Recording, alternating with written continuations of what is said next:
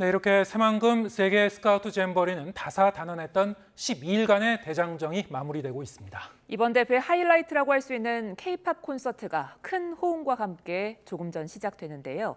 4만여 대원들이 젊은 열기를 분출할 거로 전망되는 만큼 안전하게 마무리되는 게 관건입니다. 취재기자와 함께 이야기 나눠보겠습니다. 사회정책부 신윤정 기자 나와 있습니다. 안녕하십니까? 어서 오세요. 네, 잼버리 대원들이 가장 기대했을 행사인데 K-팝 콘서트 지금 이제 진행이 되고 있죠. 네, 2023 새만금 세계 스카우트 잼버리 공식 일정의 마지막을 장식할 K-팝 슈퍼라이브 콘서트가 조금 전 시작됐습니다.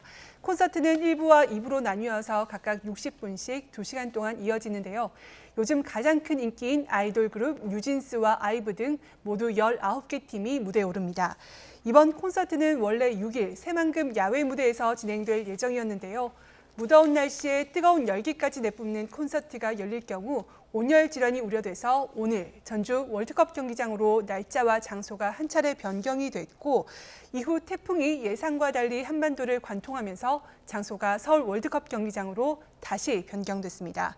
이에 따라 당초 오늘 저녁 방송될 예정이었던 음악 프로그램이 결방되면서 이 프로그램에 출연할 예정이었던 가수들이 대거 참여할 수 있게 됐습니다. 네, 잼버리 대원들을 가장 고대하는 프로그램으로 꼽기도 했던 게 바로 이 K-팝 콘서트였는데요. 그만큼 논란도 참 많았죠. 그렇습니다. 일정과 장소 변경은 물론이고 출연자 선정에서도 논란이 있었습니다. 정치권 등에서 방탄소년단 출연을 요청하는 목소리가 나와서 팬들의 반발을 불러일으킨 건데요. 결국 조직위원회는 방탄소년단은 참석하지 못하는 대신 각 멤버들의 사진을 전체 대원들에게 선물로 지급했습니다. 또 서둘러서 공연을 준비하느라 공공기관에서 대규모 인원이 차출됐다는 논란이 있었고 또 경기장 잔디가 훼손될 거란 축구팬들의 우려까지 이어지고 있습니다. 그 무엇보다도 대회 부실 운영을 K-팝 콘서트와 아이돌로 땜질하려 한다는 비판이 가장 큽니다. 네, 이렇게 기대와 우려 속에서 진행되는 K-팝 콘서트인데 시기가 이 태풍이 지나간 직후라서 안전도 좀 우려가 됩니다. 어떻게 지금 대비가 되고 있습니까? 네, 태풍은 물론이고 많은 인원이 한꺼번에 몰리는 만큼 다중인파 관리도 변수인데요. 조직위원회는 행사장 내 통로마다 소방과 경찰 800여 명을 배치해서 인파 관리와 함께 긴급 환자 신속 구급 활동을 벌이겠다고 밝혔습니다. 또 현장 응급의료소와 의료 인력 그리고 구급차를 배치하고 또 대원들에게는 물을 9만여 병도 제공하기로 했습니다. 경기장 안에는 이동식 화장실을 추가로 설치하고 청소와 미화 인력 200명 이상을 투입하기로 했습니다. 특히 제6호 태풍 카눈으로 인해서 강풍이 불 것이 우려돼서 무대를 지지하는 와이어 등을 보강하고 안전장치를 강화했습니다. 이렇게 빗속에서 행사가 진행되기 때문에 무대 바닥이 미끄러운 건 물론이고 각종 전기, 음향장치 등이 제대로 작동할지도 미지수인데요. 태풍은 물론 갑자기 치러지는 이번 공연으로 많은 참가자들이 현장 리허설도 제대로 하지 못한 채 무대에 오르게 될 것으로 보입니다. 참가 대원들은 물론이고 공연팀과 현장 작업자까지 모두 안전하게 행사를 마무리하는 게 이번 잼버리 대회의 마지막 변수가 될 전망입니다. 네, 잼버리 대회 마지막 행사 콘서트에 앞서서 폐영식이 열렸었는데요. 무사히 마무리가 됐다고요? 네, 그렇습니다. 잼버리 폐영식은 오후 5시 반부터 6시까지 30분간 진행됐습니다. 폐영식에 참석하기 위해서 오후 2시부터 전국에서 버스 1,400여 대로 전 세계 150여 개국 대원 4만 3천여 명이 한자리에 다시 모였습니다. 폐영식에서는 먼저 올해 활동 하이라이트를 담은 영상이 상영됐고 이어 한국 대원이 차기 개최국인 폴란드 대원에게 연맹기를 전달했습니다.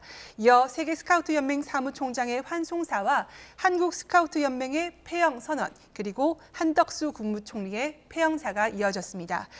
특히 7분짜리로 상영된 하이라이트 영상에는 지난 1일 새만금 야영지에 도착해서 텐트를 설치하는 순간부터 태풍 카눈 예보로 전국 8개 지역으로 자리를 옮겨 잼버리 활동을 벌이는 모습까지 담겨서 눈길을 끌었습니다.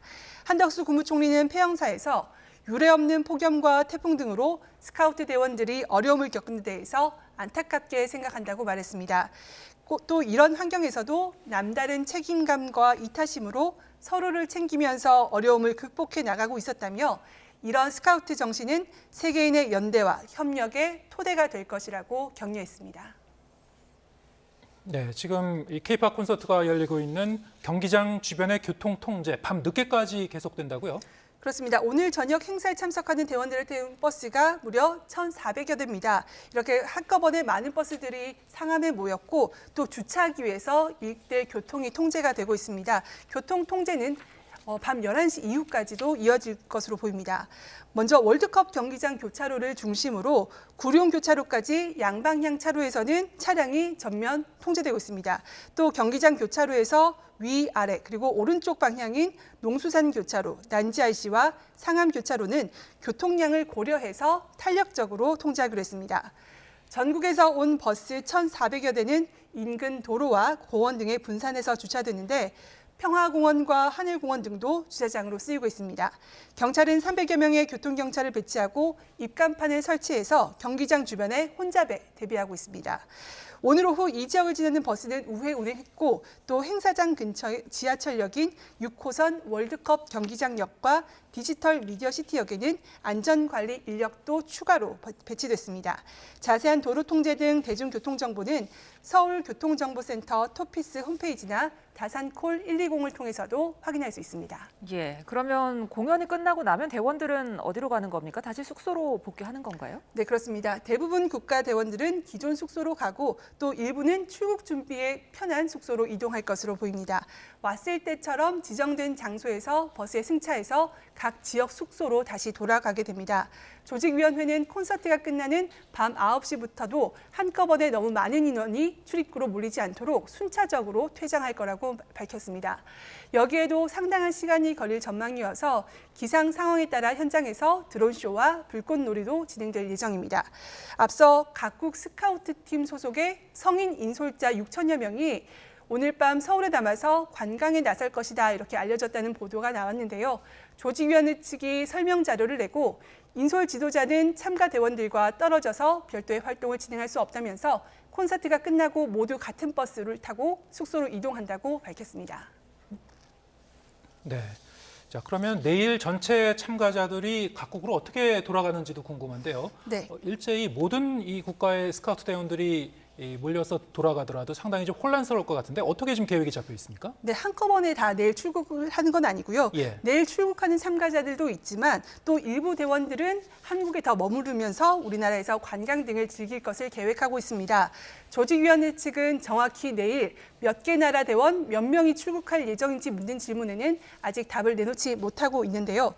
우선 경기도에 숙소를 차린 독일과 호주 등은 다음 주까지 한국 민속촌이나 놀이공원 등 방문을 예약하고 있습니다.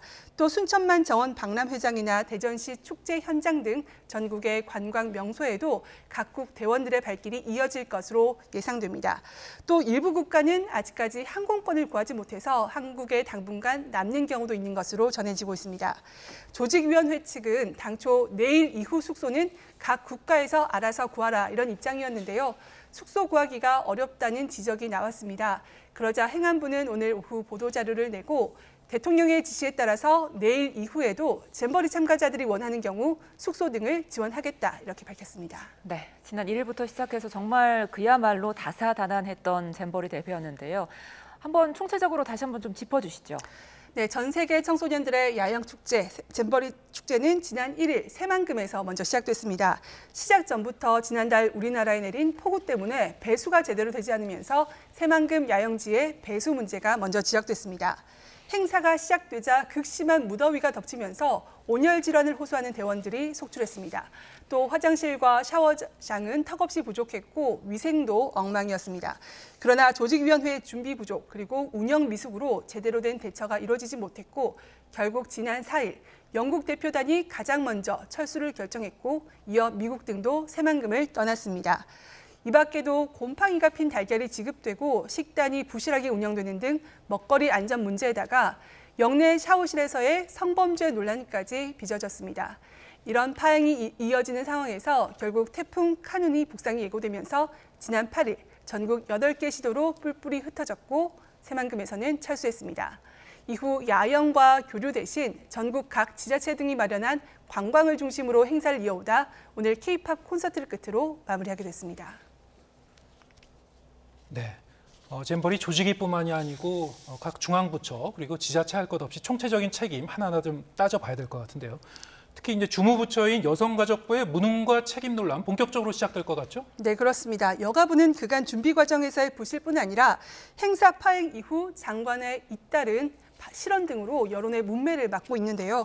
김현숙 장관은 성범죄 의혹에 대해서는 경미한 것으로 보고받았다라고 말했고, 또 잼버리 조기 철수 사태에 관련해서는 한국의 위기 대응 역량을 전 세계에 보여주는 시점이라고 발언해서 논란을 빚었습니다.